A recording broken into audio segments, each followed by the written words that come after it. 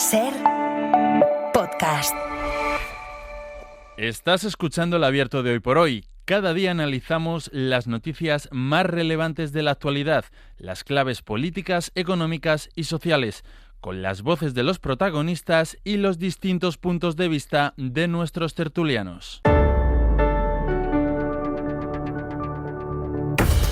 Tiempo para el análisis, tiempo para el abierto. Este viernes, último viernes antes de las fiestas de Navidad, desde un sitio muy especial. Nos hemos venido hasta Cariñena, estamos en el Museo del Vino, estamos muy bien acompañados en un sitio cálido por el frío que hace en el exterior, rodeado de todas esas herramientas y de todo aquello que nos lleva al vino. Un vino riquísimo que ya tuvimos ocasión de probar ayer por la noche y del que hablaremos a partir de las 10 de la mañana. De momento, desde aquí lo que vamos a hacer es comentar la actualidad y para ello nos acompañan, se han venido hasta Cariñena con nosotros, Carlos Sánchez. ¿Qué tal? Muy buenos días. ¿Qué tal? Muy buenos días. ¿Tú habías estado antes aquí? No había estado nunca, pero la verdad tampoco había dormido en una bodega de Cariñena y a las 8:30 de la mañana ya viendo bodegas. O sea has hecho un pleno. Estoy echado a perder. Estás echado a perder. Espero que no hayas desayunado con vino. No. Vale, perfecto.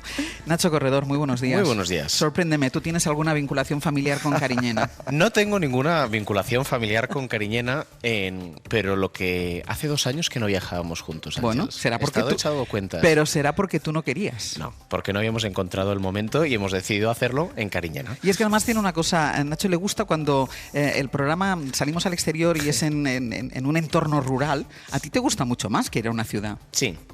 Normalmente he de decir que me gusta más el mar que el interior, pero 2 años de ausencia de viajes hacían y justificaban que nos viéramos en Cariñena. Que nos viéramos en Cariñena, Eso. Perfecto, para brindar con una copa de vino. Sin duda.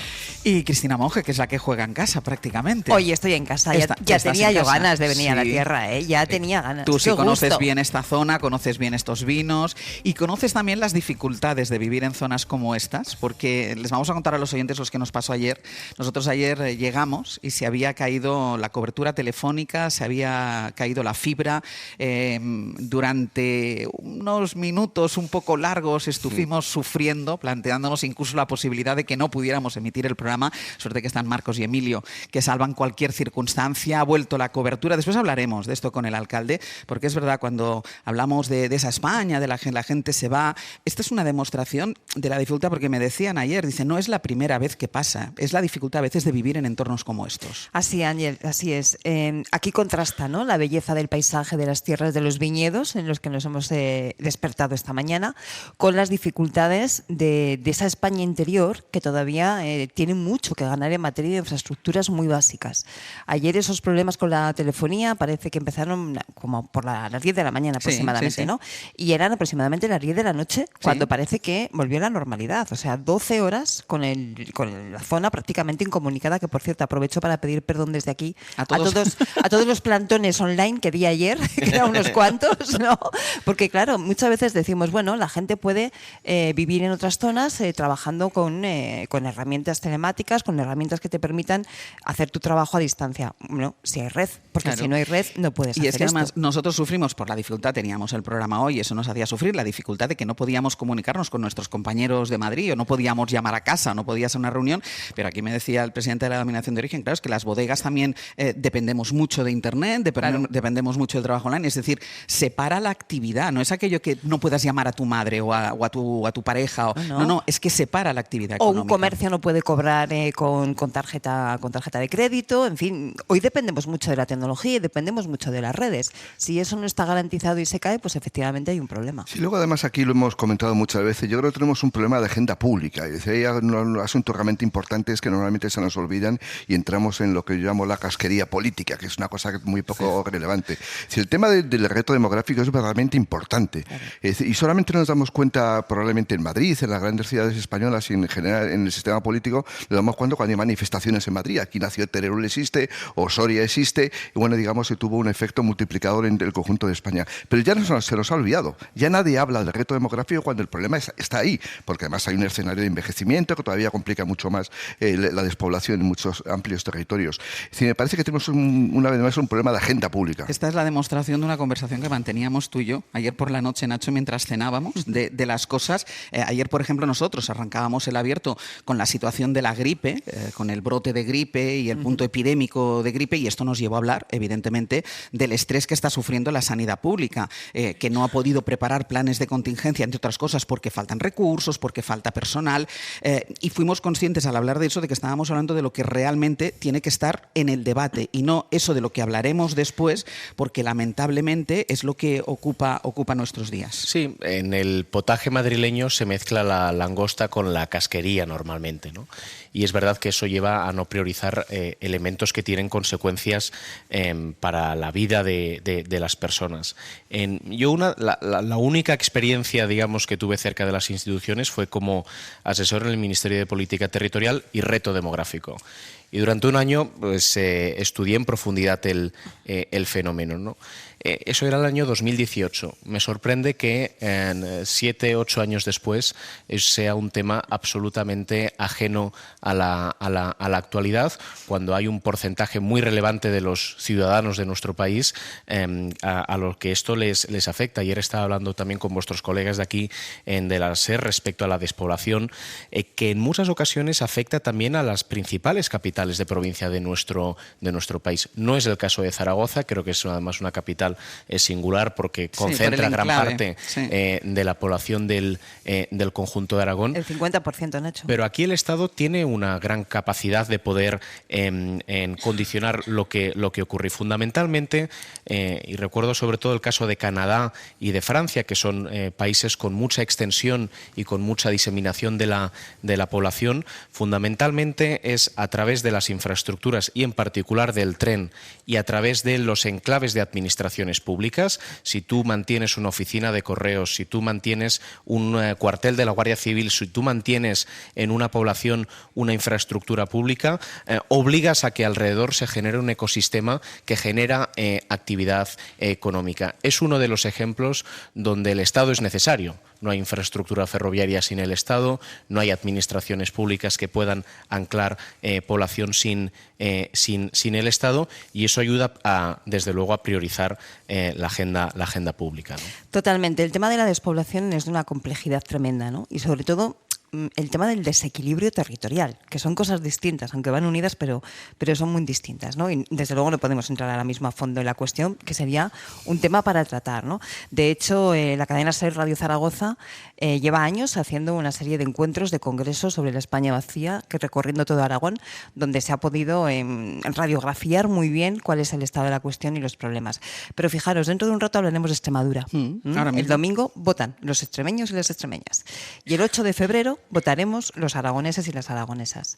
Me temo que no será un tema prioritario en ninguna de las dos campañas. Ni lo ha sido en Extremadura, ni probablemente lo sea en Aragón. Pero no lo ponen tampoco sobre la mesa los políticos de aquí. Es decir, que este es el problema, que podrían estar alejados. Es verdad que yo creo que influimos mucho los medios de comunicación en marcar las agendas y los temas de debate, y los medios de comunicación estamos en Madrid, y este es un pecado que tenemos, pero tampoco los políticos de aquí hacen por separarse del debate. Y de hecho, ya después hablaremos de Aragón, pero en Extremadura hemos visto como el gran contrincante es Pedro Sánchez, es decir, no es el candidato o los problemas que tiene la comunidad autónoma. Lo que decía Nacho, él estuvo en el Ministerio de Política Territorial con asuntos del reto demográfico, y es que ya ni siquiera está en el Ministerio de Política Territorial, sino está en el de Transición Ecológica. Si ¿tiene algún sentido que la política territorial, la cohesión territorial, esté en el Ministerio de Transición? Creo que no. Que si yo creo que es un asunto de política territorial que está muy vinculada a la financiación autonómica. Nunca he comprendido por qué la financiación autonómica la lleva el Ministerio de Hacienda, que evidentemente tiene que llevarlo porque es que tiene las cuentas, pero no el Ministerio de Política Territorial, el que es más importante. La cohesión territorial, la cohesión social es un asunto trascendental, y además la propia Constitución lo pone de manifiesto. Es un objetivo estratégico. ¿Qué ocurre? Que no hay políticas intensivas en el tiempo, simplemente hay políticas vinculadas al momento político para salvar la cara a la mayoría de los partidos, pero de luego no hay una política sostenida en el tiempo. Yo creo que tiene que ver mucho el hecho de que esté en transición ecológica con que hay una vinculación muy grande con políticas de ordenación del territorio, ¿no? Y a día de hoy eso es claro, política territorial. Sí, lo que pasa es que es más transversal. Por lo tanto, no sería mala idea que hubiera algún tipo de figura o de institución que fuera más transversal entre todos los ministerios que se ocupara específicamente de este tema. Porque además decimos despoblación o decimos desequilibrio territorial en una palabra o en una frase, pero no es lo mismo Cariñena que la zona de Cuenca, que Jerez, que los Pirineos aragoneses o que la Galicia interior. No tienen nada que ver, cada uno son territorios distintos con problemáticas diferentes, ¿no?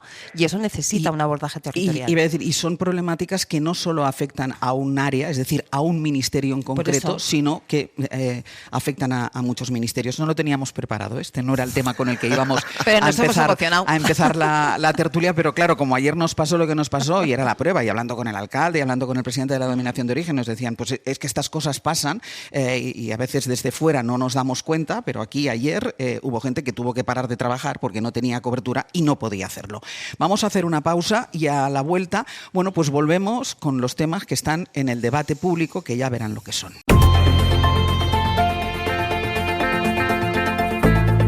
El Abierto. Ser podcast.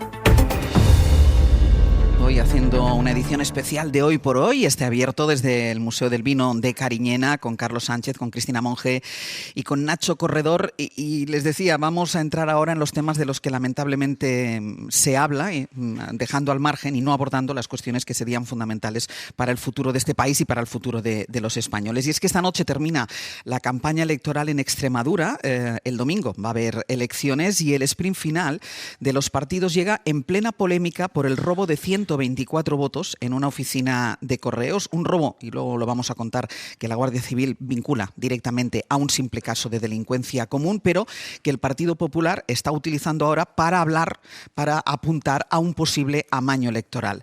Extremadura, Maite Carrasco, buenos días. Buenos días. De hecho, la presidenta extremeña se grabó ayer un vídeo que compartió en redes sociales hablando de eso, de un supuesto pucherazo, de un intento de cambiar el resultado de las elecciones. Estamos hablando de 124 votos, ¿eh?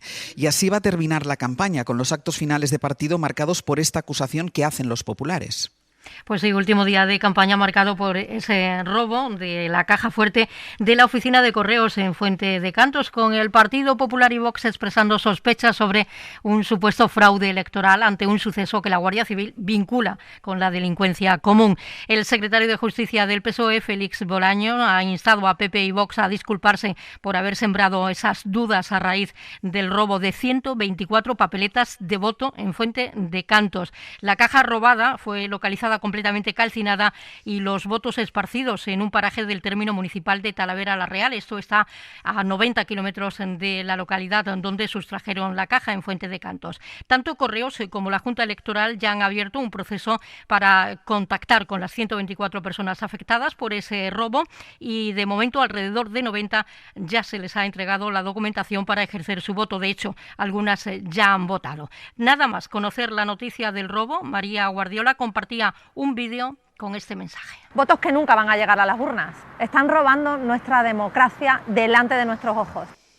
Hoy es el último día de campaña con la presencia de líderes nacionales. En Villanueva de la Serena estará junto a Miguel Ángel Gallardo el líder socialista Pedro Sánchez. En Badajoz cerrará campaña Vox con Santiago Abascal y también en Badajoz cierra campaña María Guardiola con una zambomba flamenca.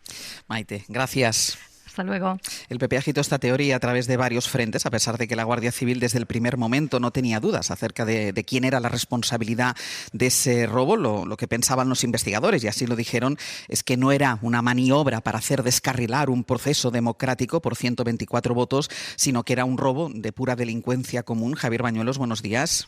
Hola de nuevo, Ángeles. Lo creía y lo sigue creyendo la Guardia Civil, que de hecho, y nos lo decía ahora Maite, encontró esa caja fuerte en la que estaban los votos y lo que faltaba no eran los votos que estaban tirados, lo que faltaba era el dinero, los 14.000 euros que estaban junto a las papeletas. Eso es, que era, Ángels, el objetivo, ¿no?, de los atacadores. Con los elementos que maneja ahora mismo los investigadores, lo cierto es que no hay ninguna hipótesis, nos dicen, que avale esa teoría del pucherazo que iría al Partido Popular. En la Guardia Civil no tienen ninguna duda de que están buscando a una banda de delincuentes comunes, atacadores que solo buscaban dinero y objetos de valor. De hecho, en Badajoz ya desde octubre, sin que estuviese activo ese voto por correo, nos aseguran que la Guardia Civil ha investigado ya 4 intentos de robo más en esas oficinas de correos de la zona. En este caso, como apuntaba Maite, Maite, los asaltantes arrancaron la caja fuerte y se la llevaron entera. La Guardia Civil sospecha que los atacadores desconocían que en su interior había 124 votos por correo. De hecho, esa caja fuerte de la oficina de Fuente de Cantos ha aparecido en un paraje forzada con una herramienta similar, asegura la Guardia Civil, a una lanza térmica. Dentro ni rastro de esos 14.000 euros, pero sí dejaron tirados los documentos quemados que podrían tratarse de los votos custodiados por correos. Esos votos, en cualquier caso, no se perderán porque la Junta Electoral Provincial de Badajoz ha autorizado repetirlos y Correos ha activado ya, como os decía desde Extremadura, esa búsqueda de electores afectados. Así lo avanzó anoche, de hecho, en hora 25, la directora de operaciones, Olga García. Hemos contactado con 113 ciudadanos, de los cuales ya han emitido su voto un total de 72 ciudadanos. A lo largo de mañana seguiremos con este dispositivo con el objetivo de completar el voto de las 124 personas que han tenido esta consecuencia inesperada. Bueno, de momento, lo dicho, no han localizado aún a 11 de los electores, pero Correos confía en dar con ellos a lo largo del día de hoy para que puedan votar con plenas garantías. Manuelos, gracias. Un abrazo. No es María Guardiola la que pone en solfa esta teoría del supuesto pucherazo electoral, sino que inmediatamente los líderes nacionales del Partido Popular, se suman a la idea. Han salido en tromba a pedir explicaciones al gobierno ante lo que es su juicio. Escuchábamos antes a María Guardiola, la candidata, es un intento de robar la democracia. David Junquera, buenos días. Hola a todos, muy buenas. De hecho, Feijóo salió a pedir explicaciones al gobierno. Más lejos, como es habitual, ha ido Miguel Tellado, que en Twitter llegó a decir que esto era un intento de alterar los resultados de las elecciones. Habló de trampas y habló de fraude. A las 11:30 denunciaba Guardiola con ese vídeo grabado a toda prisa el pucherazo, el robo de la democracia, e instantes después ya estaba todo el PP haciéndole el caldo gordo. Los primeros en acudir al rescate vía Twitter fueron Feijóo y Tellado, el primero para pedir explicaciones al gobierno y para aprovechar, haciendo un llamado a la participación masiva, el segundo para denunciar que alguien tiene mucho interés en reventar las reglas del juego para alterar el resultado de las elecciones. Un rato después comparecía la portavoz en el Senado para sumarse a esa declaración grandilocuente del robo de la democracia. Eso es robar a los ciudadanos un derecho fundamental. Es robar la democracia y la verdad es que es un hecho insólito y extraordinariamente grave. Esther Muñoz defendía en redes que 124 votos pueden suponer un escaño más o un escaño menos, y luego llegaban los movimientos parlamentarios, los habituales, preguntas a mansalva, y también exigir comparecencias a destajo, la de Montero por ser la ministra encargada de la SEPI, la de Marlaska y la del director de Correos. Por la tarde, cuando ya se sabía que todo apuntaba a delincuentes comunes en busca de pasta, y ya había aparecido la caja fuerte sin dinero y con lo que parecían los votos calcinados, el PP no cejó en su empeño. Remitió un escrito a la Junta Electoral Central para reclamar un sistema de seguimiento, un localizador del voto por correo y que los sufragios sean custodiados por Guardia Civil o Policía. Fuentes de Génova defienden que igual hasta ahora han sido demasiado cándidos y animan a huir del voto por correo. Mejor evitar intermediarios, dicen, y depositar directamente el voto en la urna. Claro, Junquera, y es que este episodio y estas declaraciones que escuchamos del Partido Popular coinciden con un freno en el optimismo del partido de Feijóo, porque recordemos que al inicio de campaña Alberto Núñez Feijóo hablaba de una mayoría absoluta. De hecho, recordemos que son unas elecciones adelantadas, pero claro, a la luz de las encuestas y de cómo está yendo la campaña electoral, el optimismo se ha ido rebajando y el otro día, Junquera, ya escuchábamos al propio Feijóo renunciando a la mayoría absoluta. Sí, pero esto es como lo de no tocar la copa antes de la final, Ángels. No lo dicen para no gafarla, para no desmovilizar, pero vamos, ya os digo yo que siguen fantaseando con esa mayoría absoluta, porque hasta ahora todo iba bastante bien. Este afer pucherazo es el primer resbalón grave de María Guardiola en una campaña en la que cada paso estaba medidísimo, estudiadísimo, y en la que el objetivo era moverse poco precisamente para evitar traspiés. La baronesa extremeña quería evitar que la campaña se nacionalizara. Declinó la visita mitinera de varones como Ayuso o Juanma Moreno. Evitó a Feijóo, que si bien ha hecho un puñado de actos en Extremadura, apenas en 2 coincidió con su candidata. Hoy el líder no va a estar en el cierre por decisión de una Guardiola que ha tenido una agenda reducidísima, que esquivó anoche el debate en Televisión Española y que solo hablará con los medios hoy a primera hora. La idea ha sido aprovechar el viento de cola, hacer campaña moderada en pos de una mayoría absoluta que sigue estando muy complicada a pesar de que algún tracking interno permita albergar esperanza. Todo dependerá del comportamiento del votante socialista, si hay mucho que se queda en casa y si hay alguno que decide cambiar la papeleta roja por la azul. Con todo, en el PP ya se van preparando para un escenario complejo, vista la pujanza de Vox y la versión que Abascal tiene a Guardiola. Ahí casi podemos hablar de odio. Los populares ya temen una negociación a cara de perro, incluso aunque solo necesiten 1 o 2 apoyos ultras para una investidura. Junquera, gracias. A vosotros. Solo una aclaración, porque yo estaba escuchando a María Guardiola decir nos han robado la democracia, después a la portavoz en el Senado, o roban un derecho fundamental de los ciudadanos. La democracia también se roba no queriendo participar en los debates electorales. Eso también forma parte del juego democrático, forma parte del derecho de los ciudadanos a saber lo que opina cada uno de los candidatos, y la democracia también se roba cuando uno no quiere asistir o no quiere comparecer en entrevistas en determinados medios de comunicación. La anormalidad de esta campaña electoral, como ya nos viene pasando en algunas campañas electorales anteriores, es que la candidata del Partido Popular no ha aceptado ser entrevistada por la cadena SER. Se le ofreció esta posibilidad y denegó, y esto también es un derecho de los ciudadanos conocer de boca de los propios candidatos cuáles son sus programas y en los debates confrontar sus programas con los programas de los oponentes. En cualquier caso, Nacho, no es la primera vez, y lo vivimos en las últimas elecciones generales, que el Partido Popular se abona a la teoría y, sobre todo, ahora que ve menos clara la mayoría absoluta, se abona al pucherazo electoral. Así es, lo que ocurre es que las hipérboles hay quien las hace mejor y resultan más creíbles que ellos mismos, ¿no? Hace 7 años cuando Pedro Sánchez accedió por primera vez a la Moncloa, el marco que se planteó era de, en fin, un funcionamiento anormal de la democracia. Y del robo a la democracia se habló, lo recuerdo también, cuando un diputado del PP se equivocó en la votación de la reforma laboral. Luego, a las 24 horas se olvidaron, digamos, de la afirmación. Lo que pasa que si tú vas construyendo un marco de realidad en el que vivimos en un país que es una dictadura, que Pedro Sánchez es un dictador, que lo único que quiere es robar la democracia, como se ha dicho en las últimas horas, en ese marco la derecha radical, Vox en este caso, pues probablemente tenga más que ganar, ¿no? Y en parte el único riesgo que se podía cometer en esta campaña tenía que ver con eso, ¿no? Porque en el peor de los casos, pues el PP solo espera ganar. En el peor de los casos el PSOE solo espera que el PP gane, pero sin mayoría, y en el peor de los casos pues Vox solo espera subir. Pero en un contexto en el que el marco a 72 horas de las elecciones, después de que, en fin, unos delincuentes comunes que querían robar dinero, se implante el robo a la democracia. Uno, si el objetivo era no nacionalizar la campaña, ese objetivo no se ha logrado. Y dos, pues desde luego en la hipérbole y en la exageración y en la enmienda a la totalidad del funcionamiento de nuestro sistema democrático, pues Vox se siente mucho más cómodo y es una solución mucho más creíble para mucha gente, ¿no? Carlos. La democracia es un conjunto de normas que permite la convivencia de los ciudadanos a través de hitos como es el voto, como es el respeto a las minorías, el respeto a las instituciones. Eso es la democracia. Pero la democracia también es no mentir, porque una sociedad que miente, que calumnia, es una sociedad enferma. Y yo creo que abonar esa idea de la sospecha sobre todas las instituciones del Estado es muy peligroso, porque como decíamos esta mañana, porque aquí siempre ganan los que no quieren la democracia. Es decir, abonar ese terreno, ya hemos sabido lo que ha ocurrido en Estados Unidos, es donde Donald Trump cuestionó su derrota electoral. En Brasil ocurrió exactamente lo mismo. Y en otros muchos países donde eso es una estrategia del populismo.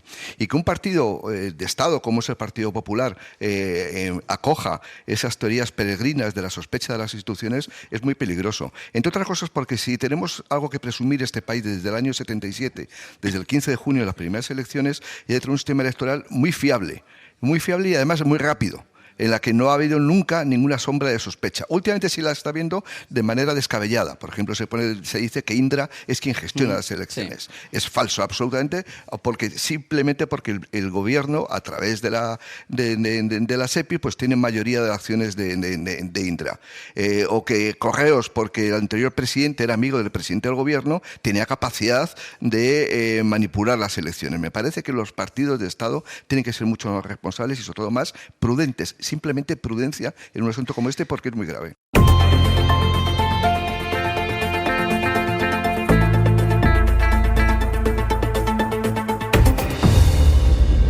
Especial de Hoy por Hoy desde Cariñena. Estamos en el Museo del Vino con Carlos Sánchez, con Cristina Monge y con Nacho Corredor, y estábamos hablando de las últimas horas, de los últimos compases de la campaña electoral en Extremadura. El domingo hay elecciones y además los oyentes de la SER la van a poder seguir en un programa especial que empezaremos a las 8:30 de la noche del domingo, y unas últimas horas que han estado marcadas por esta sospecha que ha querido poner en el ambiente el Partido Popular sobre un posible pucherazo por la desaparición de 124 votos por un robo. Y después hay otra cosa que también yo quiero sacar, y después si queréis abordamos también la ausencia de Feijóo, que María Guardiola ha querido, primero pidió que no fuera ningún otro presidente autonómico a hacer campaña con ella, y también ha pedido cerrar ella sola campaña sin ningún líder del Partido Popular a nivel nacional. Cristina, que no habías hablado. Sí, retomando el tema de esa acusación de pucherazo, ¿no? Hoy Javier Casqueiro en El País recopila todas las veces que el Partido Popular ha acudido a esto del pucherazo para desacreditar unas elecciones, ¿no? Y la primera vez fue nada menos que en el año 1993, ¿no? En la campaña electoral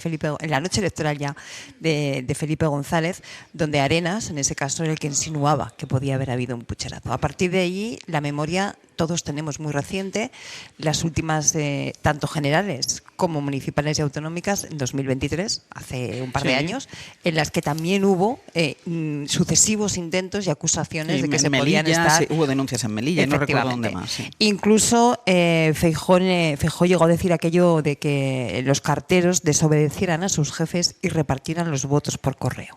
Ahí es nada, ¿no? Por lo tanto, este intento de desacreditar mediante acusaciones, en un caso, o insinuaciones de posible pucherazo, no es nuevo de ahora. Y coincido con lo que decía Carlos, ¿no? ¿A quién le beneficia esto? Estamos viendo movimientos electorales muy importantes de votantes del Partido Popular que van a optar por coger la papeleta de Vox. ¿Qué característica tienen estos votantes? Que están muy enfadados. Son aquellos que están especialmente cabreados, especialmente enfadados, especialmente vehementes, digamos, contra lo que suene a sistema, instituido, etcétera, etcétera. ¿Qué hace el Partido Popular con estas acusaciones? Justamente alimentar eso.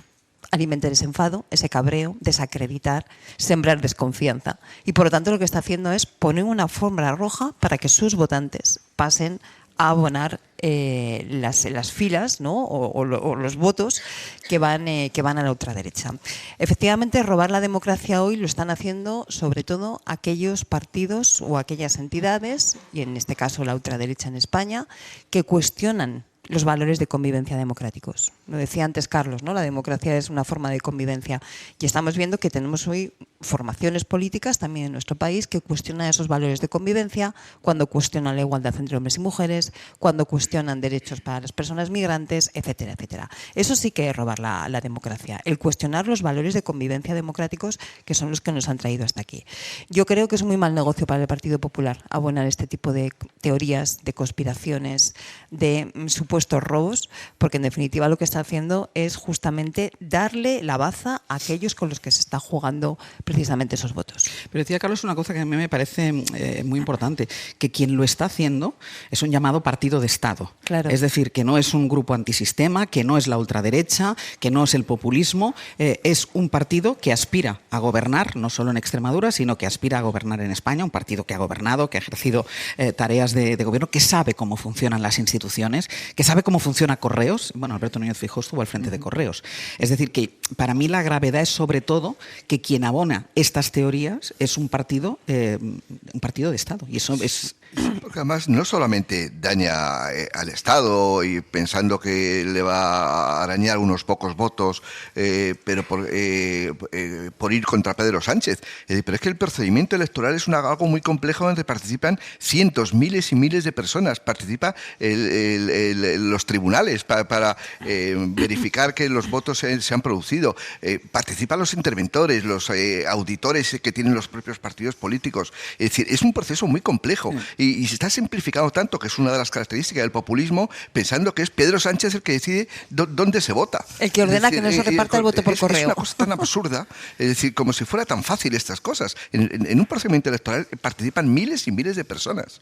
Efectivamente. Pues dejadme que dejamos al margen al Partido Popular y vamos al Partido Socialista, que después hablaremos. También hoy hay esa reunión de los dos partidos que forman la coalición del gobierno, pero antes las aspiraciones del Partido Socialista en estas elecciones que se celebran el domingo, bueno, yo creo que dan por amortizado un mal resultado con un candidato investigado por la supuesta contratación fraudulenta del hermano de Pedro Sánchez en la Diputación de Badajoz. Ana Fernández Vila, buenos días. Hola, Ángeles, ¿qué tal? Claro, la situación del candidato Fernández Gallardo ha echado para atrás, según los sondeos, a buena parte del electorado, pero además a esto se suma la situación interna del Partido Socialista, que ha pasado la campaña tratando de sortear minas, porque han sido auténticas minas, los casos de corrupción y los casos de acoso sexual que han salpicado al partido. Sí, las elecciones le han pillado al PSOE a contrapié, eso es lo que pretendía Guardiola. Los pronósticos no son nada buenos, así que los socialistas se esfuerzan ya por minimizar el previsible batacazo del próximo domingo. Por un lado, niegan, Ángeles, que lo que ocurra en Extremadura se pueda extrapolar. Dicen cada elección es su elección, eso nos dicen fuentes socialistas, en un intento de negar que el mal resultado pueda servir para medir la fuerza del PSOE a nivel estatal, golpeado, como decías, por el goteo de casos de presunto acoso sexual y el frente de la corrupción. Además, algunos dirigentes señalan la delicada situación de su candidato, Miguel Ángel Gallardo, imputado en el caso del hermano de Sánchez, como uno de los factores determinantes. Hay dirigentes, de hecho, que nos reconocen que si se confirma el domingo el descalabro, solo esperan que se aparte. Las encuestas más optimistas hablan de una caída de 28 a 23 escaños, que sería el peor resultado histórico del PSOE en una comunidad de gran tradición socialista. Y lo que está haciendo ya el partido es tratar de relativizar su resultado. Todos los socialistas con los que hablamos se agarran a una idea. Dicen que quien ha convocado es Guardiola y que, por tanto, es el PP, dicen, quien tiene todo que perder. Se acaba dependiendo más de Vox, que es lo que la presidenta extremeña pretendía evitar. Creen, de hecho, que su estrategia de alimentar el bulo del pucherazo, nos dicen, responde a su nerviosismo. Los socialistas se agarran ya a esa negociación que previsiblemente tendrá que abrir el PP con Vox después de estas elecciones para tratar de movilizar el voto en esta cita y en las siguientes que van a venir después en las autonomías, en Aragón, en Castilla y León y después en Andalucía. Un goteo, ¿no?, de elecciones que está convocando el PP, que amenaza con minar el ánimo de los socialistas si empiezan a encadenar derrotas. Ana, gracias. A vosotros. Cristina, entiendo que es la aspiración de los socialistas, que no consiga la mayoría el Partido Popular, que tenga que negociar con Vox y que el foco... vamos a ver cuál es el calibre del descalabro del Partido Socialista, pero que el foco vire esa noche electoral y los días siguientes a esa negociación, que ya sabemos cómo se las gasta Vox, porque ya lo habíamos vivido y lo tenemos muy reciente con lo que ha pasado en Valencia. Hay un dato muy interesante que vamos a estar todos muy pendientes el domingo, que es el de la participación. Se elige Cámara Autonómica, pero no se eligen ayuntamientos, no se eligen municipales, y eso probablemente va a tener un efecto, ¿no? Entonces vamos a ver hasta dónde llega. Pero yo creo que aquí hay tres grandes cuestiones. Primero, ¿cómo queda la correlación de fuerzas en la derecha entre el Partido Popular y Vox? ¿Hasta dónde sube Vox, ¿no? ¿Y cómo reacciona a eso el Partido Popular? ¿Se expande el ámbito de la derecha mucho o no? Bueno, esa es la primera pregunta. Segundo, ¿hasta dónde baja el PSOE? Efectivamente. Porque nos están diciendo, ¿no?, de 28 se puede bajar a 23. Vamos a ver hasta dónde queda eso y qué consecuencias tiene. Hay que recordar que el actual candidato, que yo creo que nadie hemos entendido que fuera candidato, ¿no?, una persona que está imputada, una persona que además hace dimitir a 5 en su lista para intentar aforarse, bueno, todos lo sabemos, ¿no? Pero desde el Partido Socialista se dice que es el candidato que ganó por 2 veces las primarias, ¿no? Si el resultado es malo o muy malo, ¿qué consecuencias tiene? Porque yo creo que ahí Ferraz va a tener el argumento muy claro, no era nuestro candidato, era el candidato de las primarias, ¿no? Y tercer gran eje que hay que mirar el domingo es esta novedad, ¿no? Que el ámbito de Podemos y de Izquierda Unida aparece con una candidatura, con una candidata nueva, que yo creo que ha funcionado muy bien toda la campaña, ha tenido un discurso fresco, ha tenido un discurso novedoso y es muy posible que recoja algo del voto que se dejen los socialistas. Para mí esos son los 3 grandes ejes del domingo. Esto último que señala Cristina, además, yo creo que es interesante porque debería tener una lectura también en ese espacio político de cara a cómo se articulan a nivel nacional, ¿no? Porque parece que ahí donde el espacio de la izquierda del PSOE tiene un candidato más o menos hábil y van juntos, no les va mal y tienen la capacidad de articular algo. Porque ese es el principal problema que en estos momentos tiene la coalición de gobierno de cara a unas elecciones generales. Hay un hilo con lo anterior, ¿no? O sea, España como dictadura no vale nada. O sea, es una mierda. El PSOE no tiene apenas poder autonómico, tienen a un secretario de organización en la cárcel y contra el criterio del gobierno el fiscal general del Estado ha sido inhabilitado. Y la muestra de la fortaleza de la democracia española es que probablemente en este ciclo autonómico el partido que gobierna España no tenga unos grandes resultados. Las expectativas son especialmente bajas. Hay un escenario que es que el resultado de las elecciones de Extremadura lo que hagan sea alargar la incertidumbre, porque ya incluso de inicio hay quien ha dicho que no descarta que se vuelvan a repetir elecciones, ¿no? Y por tanto podemos estar el próximo año, en el caso de Extremadura, en el caso también de Aragón o incluso en el caso de Andalucía, generando un incentivo a Pedro Sánchez justamente y paradójicamente para alargar la legislatura, porque probablemente lo único que pueda esperar el Partido Socialista de estas elecciones, o lo que más pueda esperar el Partido Socialista de estas elecciones, es intentar volver a evidenciar las dependencias mutuas entre el Partido Popular y Vox, lo cual es un consuelo, en fin, no muy entusiástico, pero a partir del cual ha articulado gran parte de lo que ha hecho en los últimos años.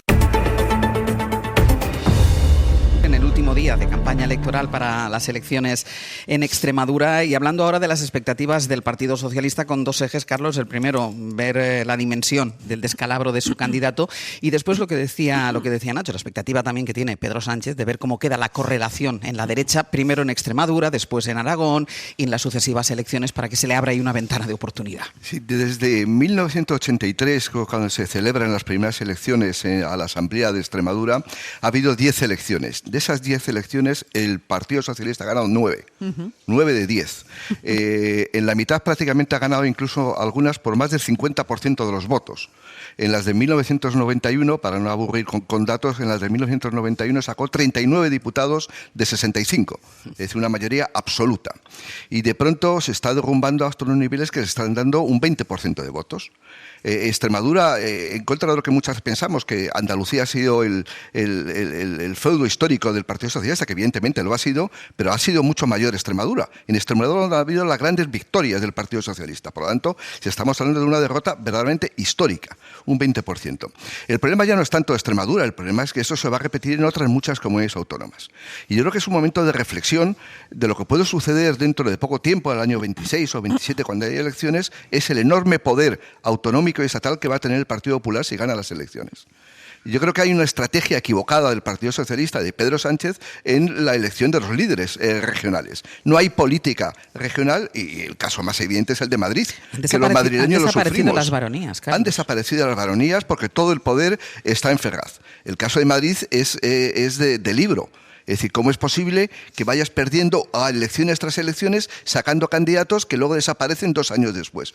Yo siempre digo, y no tengo nada contra ella, Reyes Maroto puede pasearse por la Puerta del Sol y nadie la parará. Y es la candidata del Partido Socialista desde hace algunos años y ha sido ministra. Hay una estrategia equivocada por parte de Moncloa y lo vamos a ver en Extremadura. Es una derrota verdaderamente sin paliativo la que va a suceder.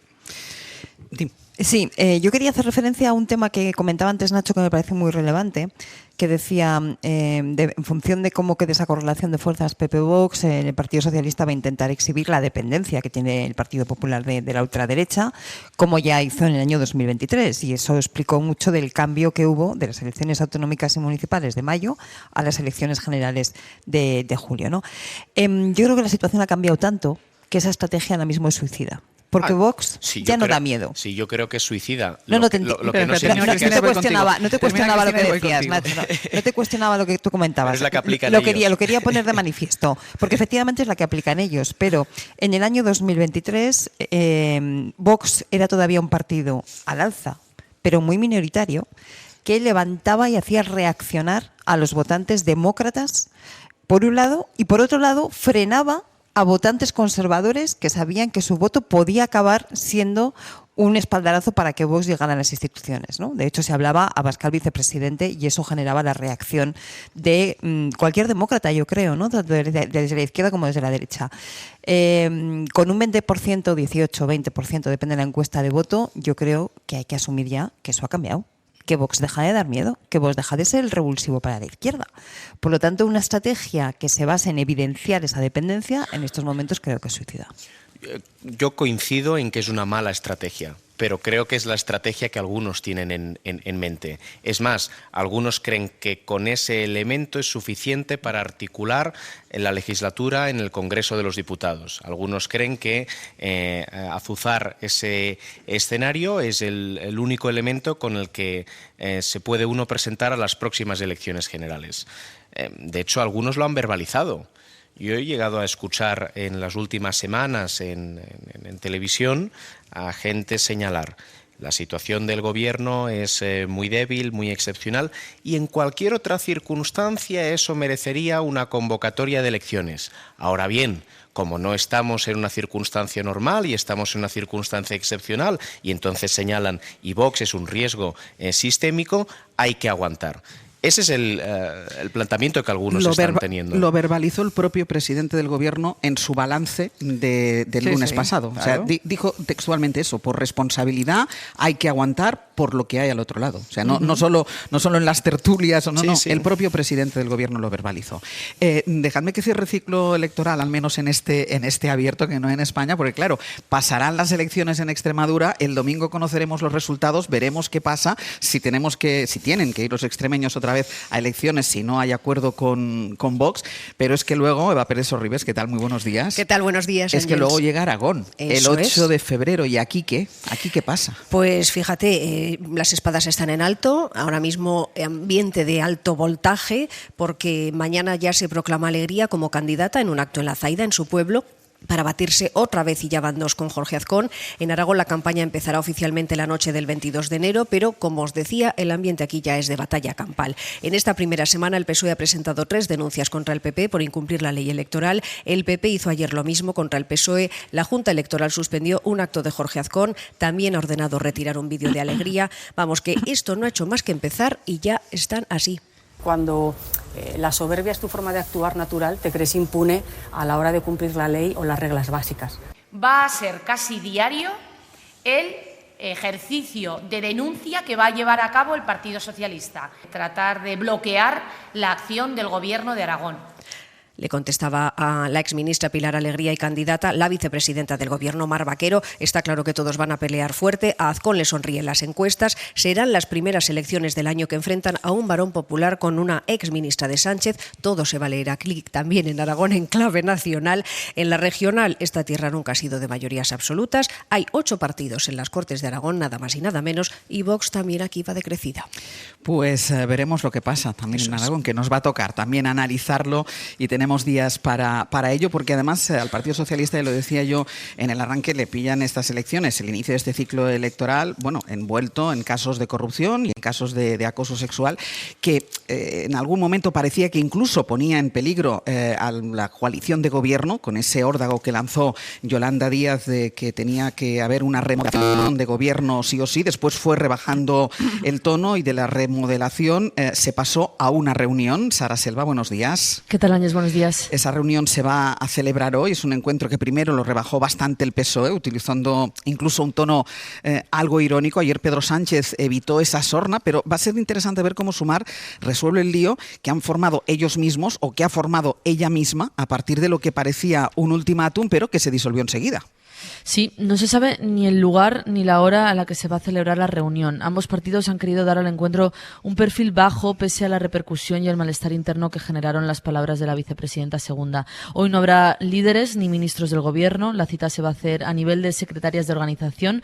Rebeca Torró por la parte socialista, Laura Moreno desde Sumar. Los socios van a intentar pactar una hoja de ruta con la que salir de la crisis abierta por la acumulación de frentes que tiene el gobierno, aunque tampoco se esperan grandes anuncios. Los de Díaz pretenden que los socialistas den un impulso a la agenda social y a las medidas anticorrupción que el presidente anunció en verano, aunque en privado sí insisten en defender que lo que necesita el Ejecutivo es una remodelación profunda, una exigencia que para la Moncloa supone una deslealtad. Creen que pedir eso es cruzar una línea roja, señalar a compañeros de gabinete que nada tienen que ver con los escándalos, dicen, y dar además alas a la ofensiva de PP y de Vox. Aún así, Sánchez desde Bruselas no ha querido esta madrugada escalar en el choque con Yolanda Díaz. Si considera que ha sido una deslealtad por parte de la vicepresidenta segunda, Yolanda Díaz, el hecho de exigirle una crisis de gobierno de manera unilateral. Sobre la segunda pregunta, no lo considero. La pregunta es si tiene previsto llamar a la vicepresidenta, convocarla a una reunión para intentar calmar los ánimos. Sobre la primera pregunta ya me he reunido. El presidente no le ha hecho ningún reproche a Díaz y ha puesto en valor sobre todo lo que tienen en común los socios de coalición. Hay muchas cosas que nos unen, insistió ayer el presidente. Sara, gracias. Hasta luego, gracias. Yo no sé, Carlos, si deslealtad o no, pero torpeza por parte de la vicepresidenta sí, porque uno cuando plantea un ultimátum tiene que tener una vía de salida por si no te responden a ese ultimátum. Y la vía de salida ha sido ridícula, que ha sido esa reunión que ni siquiera es una reunión a alto nivel. Sí, desgraciadamente yo creo que la vicepresidenta ha perdido un poco el Erasmus en los últimos tiempos. Tengo por ella. ¿Cómo va a ir la auditoría? Se lo dejo hecho. Por si le faltaba un corte. Decía que yo creo que se está equivocando. Obviamente en los últimos meses yo creo que Yolanda Díaz no está bien situada ahora mismo en el gobierno, bueno, porque las circunstancias son muy complicadas. Y yo creo que esa solución que ha planteado ella un poco facilona, que es que haya una crisis de gobierno para resolver los problemas que tiene ahora mismo la izquierda en España, tanto la izquierda como los que están a la izquierda del Partido Socialista, pues me parece que es muy simplona, porque ¿qué te ayuda a una crisis de gobierno? Simplemente cambiar las caras no te ayuda prácticamente en nada. Te da incluso sensación de impotencia. Cuando un gobierno tiene dificultades, cambia 3 ministros y parece que estás cambiando, pero eso es un juego más de trileros que otra cosa. Yo creo que el problema de la izquierda ahora mismo lo que tiene que plantearse, por lo que hablamos anteriormente, por el enorme poder que puede tener el Partido Popular, inédito desde el 77, es plantear las próximas elecciones, presentarse de la mejor manera posible. Por un lado, el Partido Socialista teniendo buenos candidatos en las comunidades autónomas y no candidatos imputados con muchas dificultades o que no tienen un apego a la región, o bien convocar elecciones, quiere decir, porque tienes que preparar las próximas elecciones por el enorme poder que va a tener el Partido Popular. Y yo creo que en el caso de la izquierda del Partido Socialista es obvio que tiene que ir a un proceso de convergencia, y yo creo que lo que está ocurriendo en Extremadura es una buena señal. Claro. El problema está que se multiplique por el conjunto del territorio, cosa que dudo yo porque hay demasiado personalismo. Nacho. Sí, el principal problema que tiene el gobierno en estos momentos no tiene que ver con sus ministros, ¿no? El principal problema probablemente tiene que ver con la aparente sensación de ausencia de propósito de la actual mayoría parlamentaria que apoya al gobierno. Y eso ocurre desde el verano de este año, que fue el momento en el que, en fin, a un secretario de organización del Partido Socialista se le apuntó como responsable de posibles delitos, incluso acabó entrando en un momento determinado en la cárcel, y creo que hubiera sido el momento fundamental para conjurarse con sus socios a través de una moción de confianza para intentar darle un propósito a la legislatura. Se optó por no hacerlo y desde ese momento la realidad es que es difícil encontrar una respuesta a cuál es el propósito de la legislatura, más allá de la resistencia en sí misma ante un escenario que cada vez da menos miedo y ante la sensación de descomposición de determinados elementos que rodean al gobierno. Y esa es la pregunta que no está respondida y esa es la pregunta que en el fondo causa insatisfacción en el conjunto de los socios, también en Sumar. La realidad es que ningún socio en estos momentos tampoco quiere que caiga el gobierno. Justamente por eso quizá debería haberse hecho esa moción de confianza para intentar darle un propósito. Yo añadiría dos cosas que me han sorprendido de estos movimientos, más allá de que ciertamente pues, si planteas un ultimátum debes estar dispuesto a ejecutarlo. Yo creo que ese escenario en un momento determinado podría ser beneficioso para el próximo ciclo electoral, el hecho de que no acabaran juntos. Tampoco veo, en fin, como parte de la lógica más sana, ver a ministros reírse de sus socios. Y a sus compañeros de mesa de consejo. O sea, yo no lo veo. Entonces, si yo hago el diagnóstico en conjunto, donde es difícil encontrar respuesta a cuál es el propósito de la legislatura, veo a una parte del gobierno dar un ultimátum que no cumple y veo a la otra parte reírse de la otra parte del gobierno, la realidad es que lo que no puede sorprendernos es que algún día acabe pasando lo que puede acabar pasando, ¿no? Yo entiendo la reacción de Yolanda Díaz, lo que no entiendo es ni el contenido ni el hecho de que no hubiera siguiente movimiento pensado, ¿no? El plan B. ¿Por qué entiendo la reacción? Pues porque, vamos a ver, el espacio de Sumar ahora mismo está en plena recomposición. No se sabe muy bien cómo va a acabar todo eso, ¿no? Y por lo tanto las tensiones internas y los movimientos son muy fuertes. En segundo lugar, porque el manual te dice que en toda coalición de gobierno, cuando empiezan a acercarse las elecciones, el más pequeño conviene que se distancie del mayor para reivindicar un espacio propio, porque si no le acaba dando el mayor, le acaba dando el abrazo del oso. Con lo cual, segundo elemento. Y tercer elemento, porque los asuntos que en estos momentos están salpicando la credibilidad y la reputación del gobierno tienen que ver con cuestiones que para los electores de Sumar son especialmente sensibles. Bueno, para la izquierda en su conjunto, pero también para los electores de ese ámbito de Sumar, que son temas relacionados con corrupción y temas relacionados con acoso sexual.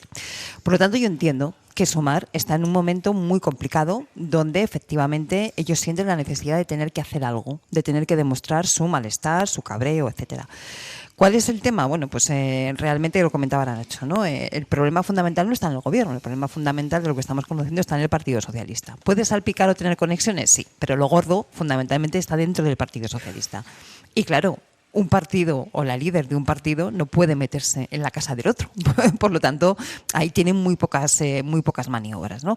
Salvo que hubiera hecho alguna propuesta de legislación concreta o de política pública concreta, pero si no, es complicado. Y finalmente, que no existiera el siguiente movimiento. O sea, yo pido un cambio de gobierno. Al día siguiente, o el mismo día prácticamente, el presidente del gobierno en una comparecencia pública dice, está descartado. Delante de toda España. Delante de toda España. ¿Y ahora qué pasa? No pasa nada. Entonces, claro, o sea, realmente la situación es muy incómoda ahora mismo. Dejadme que me vaya a Badalona. Ya saben que estos días estamos hablando de ese desalojo que se produjo hace un par de días de un instituto abandonado donde vivían 400 personas migrantes. El alcalde de Badalona, Xavier García Albiol, ordenó y tuvo el aval de la justicia el desalojo, pero que hubiera desalojo no quiere decir que los que ahí vivían desaparecieran, porque claro, son gente que no tienen posibilidad de vivir en ningún otro sitio. El ayuntamiento, ya saben que no les dio una alternativa habitacional, no les ofreció donde podían encontrar un techo después de ese desalojo. Y claro, ¿qué ha pasado? Pues que se han quedado en Badalona y muchos de ellos se han quedado además frente a ese instituto. Ayer contábamos que no les dejaban entrar a buscar las pertenencias que todavía estaban dentro. En Badalona está hoy también Ferran Dalmau. Ferran, buen día. Hola, buen día. ¿Cuál es la situación ahora mismo? Pues la Guardia Urbana ha cercado la plaza de enfrente del B9, donde han pasado las 2 primeras noches tras el desalojo un centenar de los 400 migrantes que residían dentro en el asentamiento. Hay decenas de agentes al lado y lado de la plaza y patrullas en las otras salidas. La policía les ha informado esta mañana que les quedan ya 20 minutos para irse antes de que les desalojen. Los exresidentes se han encarado con ellos. ¿Lo escuchamos? ¿Hacia dónde nos quieren llevar? ¿Hacia dónde nos quieren llevar? ¿Hacia dónde nos quieren llevar? Hacia dónde nos quieren llevar, les dicen, muchísima tensión ahora mismo en la cuenta atrás para otro desalojo. Si no se van, dice la urbana, perderán sus tiendas, no podrán recuperar nada. De momento no parece que haya la intención de irse porque siguen sentados alrededor de hogueras que han hecho en plena calle, con las tiendas, todo puesto, nadie parece retirarse. Están los sindicatos de vivienda intentando mediar porque temen que puedan perder sus cosas si no se van, pero claro, es que no tienen tampoco dónde ir.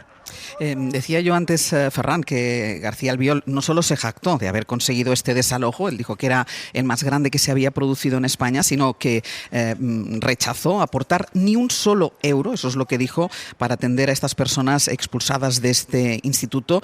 Pero es más, el alcalde de Badalona también vinculó, y lo escuchábamos ayer, a estas personas migrantes con la delincuencia. Decían que eran autores de robos, de agresiones, y es por ello que las organizaciones sociales están advirtiendo del peligro de este tipo de mensajes, porque deshumanizan las personas migrantes y además las ponen en el foco para justificar políticas de extrema derecha y abiertamente racistas.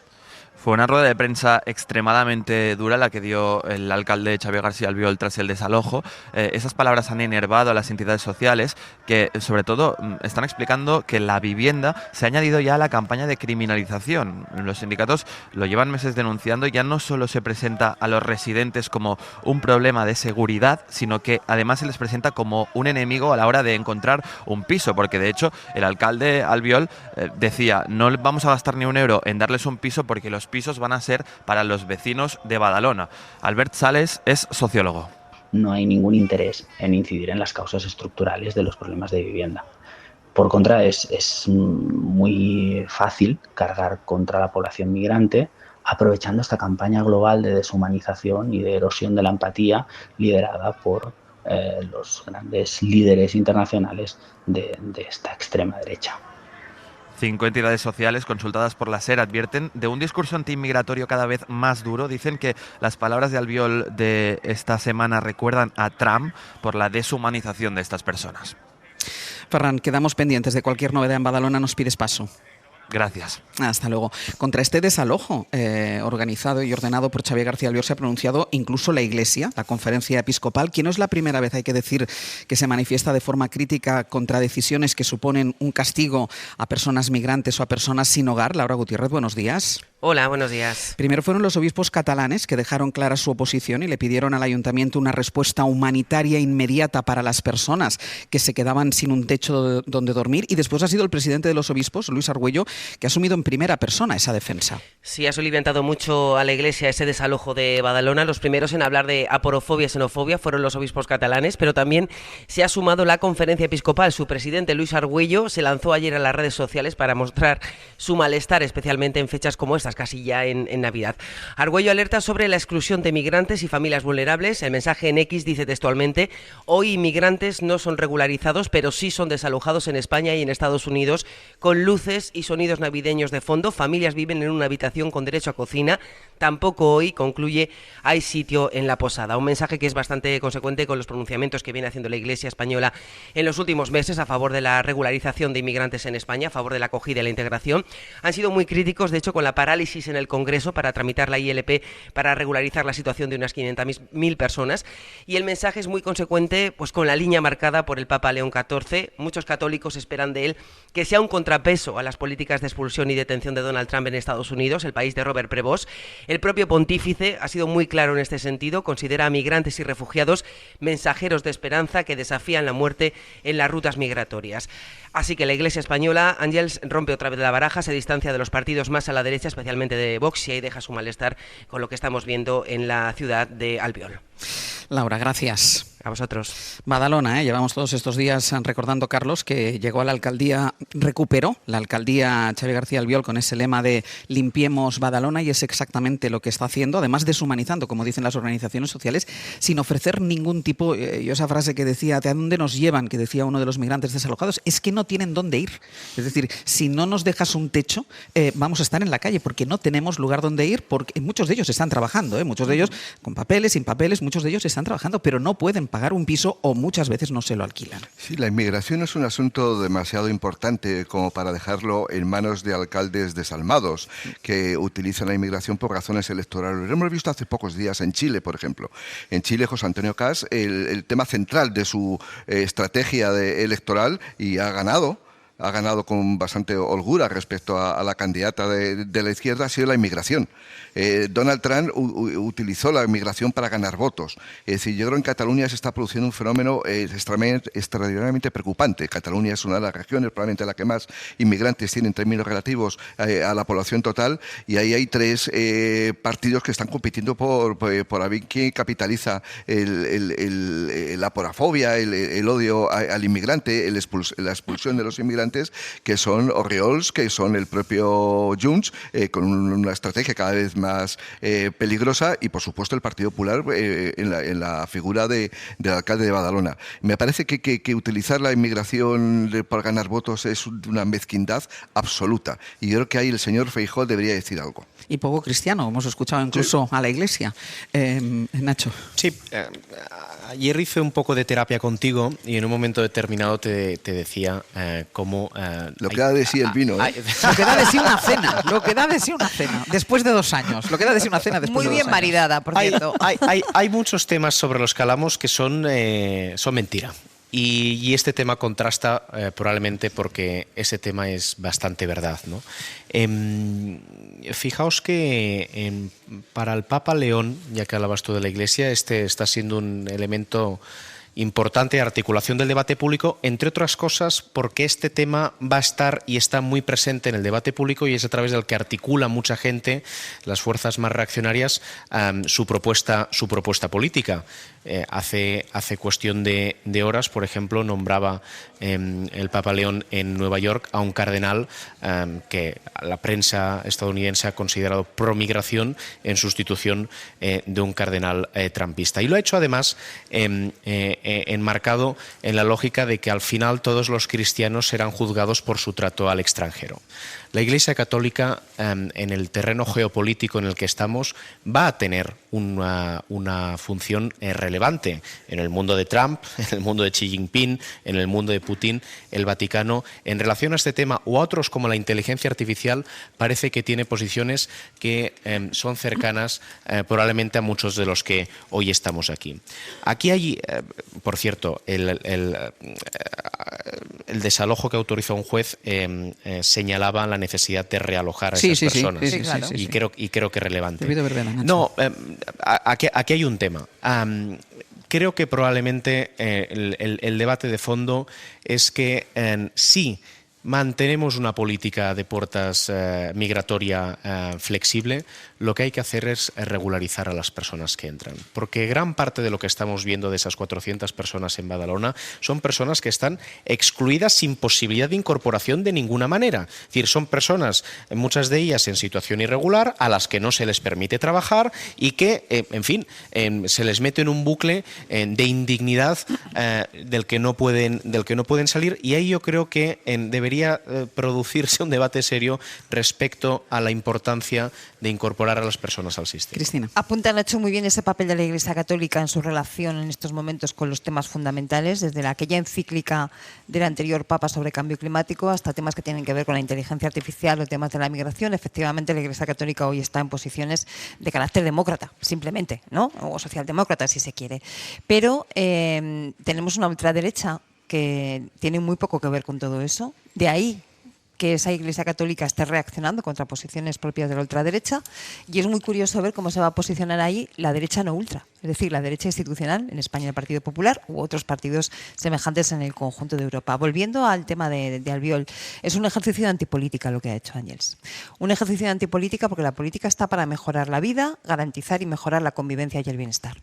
Y esto no solamente ha expulsado a 400 personas del único techo que tenía, es que además tensiona la convivencia, ayuda a que se generen y a que salten conflictos, y enmarca la migración en un marco de problemas de delincuencia, de conflicto social. que es donde en estos momentos estamos hablando todos motivados por este desalojo. Por lo tanto, yo creo que realmente lo que ha hecho es una dejación de funciones al no ser capaz como alcalde de garantizar la convivencia de su municipio. Y decías, ahora falta ver cómo se posiciona la derecha institucional, cómo se posiciona el Partido Popular. Me recuerda ahora David Junquera algo que ya leíamos ayer, que era el tuit de Alberto Núñez Feijóo en cuanto conoció el desalojo. Dice: cuando lleguemos al gobierno, los desalojos se producirán en 48 horas y sin esperas de 2 años. Si los españoles nos dan su confianza, la ley antiocupación que aprobamos en el Senado la aplicaremos desde el primer momento. Fíjate, hace unos días los tribunales de la Unión Europea acusaron a Frontex de hacer devoluciones en caliente, porque el derecho protege a los inmigrantes. Mira, vamos precisamente a la Unión Europea, porque ha terminado de madrugada la cumbre que tenía que decidir qué se hacía con el dinero que hay que dar a Ucrania, porque si no, en marzo va a entrar en bancarrota. Había 2 opciones, o tirar de los fondos congelados a Rusia o del presupuesto comunitario. Enrique García Pozo, buenos días. ¿Qué tal, Ángeles? Buenos días. Y al final han acordado emitir eurobonos para financiar sin intereses a Ucrania, que tendrá que devolver el préstamo solo si Rusia se compromete a sufragar la reconstrucción después de que hubiera un eventual acuerdo de paz. Será la segunda vez en la historia, Ángeles, en que la Unión Europea acuda a los mercados para emitir deuda conjunta, los famosos eurobonos.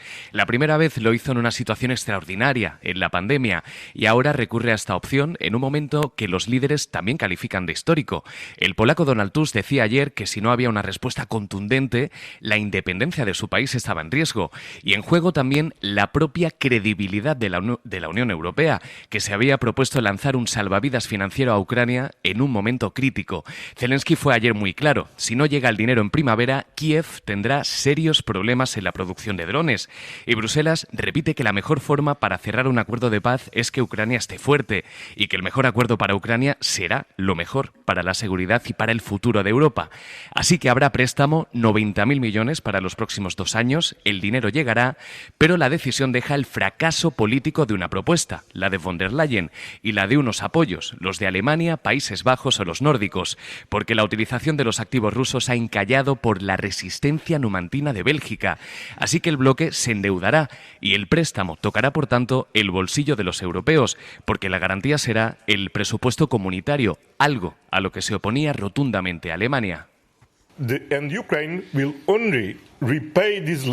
Y Ucrania solo pagará cuando Rusia pague la reparación, decía esta madrugada Costa. Von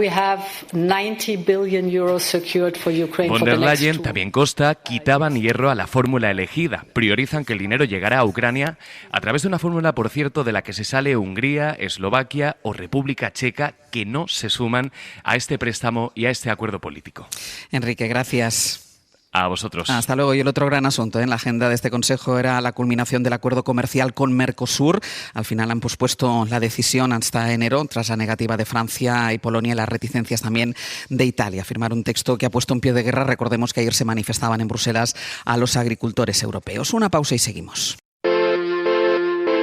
Hoy por hoy noticias. Ser podcast. Si el rollo rural de repente te parece cool.